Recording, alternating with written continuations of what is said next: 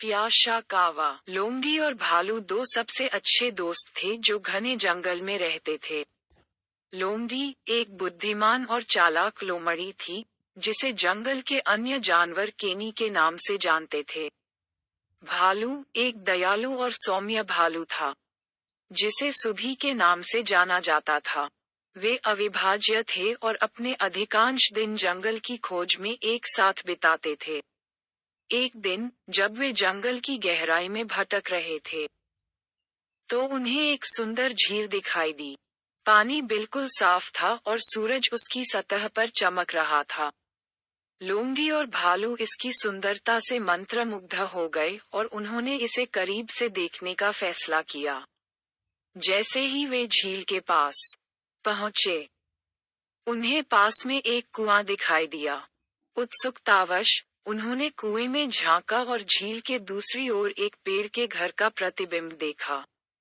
उत्साहित होकर उन्होंने पेड़ पर बने घर की जांच करने और ये देखने का फैसला किया कि वहां कौन रहता है।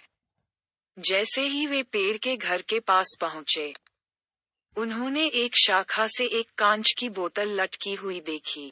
बोतल के अंदर एक नोट था जिस पर लिखा था, प्याशा कावा से सावधान रहें। लोमड़ी और भालू नोट से हैरान थे, लेकिन उन्होंने इसे अनदेखा करने और पेड़ के घर में प्रवेश करने का फैसला किया। अंदर उन्हें सभी प्रकार के खजानों और दावतों से भरा एक आरामदायक छोटा सा घर मिला।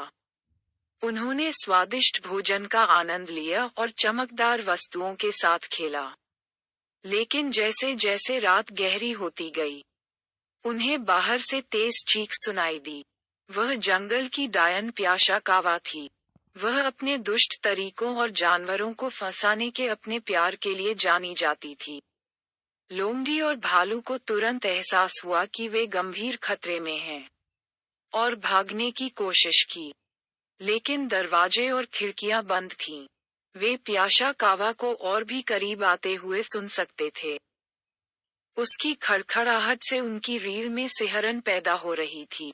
वे व्याकुलता से बाहर निकलने का रास्ता खोज रहे थे और अंततः लोमाई की नजर कांच की बोतल पर पड़ी। उसने तुरंत उसे ले लिया और दीवार पर पटक दिया, जिससे एक छिपा हुआ मार्ग खुल गया। वे रास्ते से भागे और ठीक समय पर भाग निकले।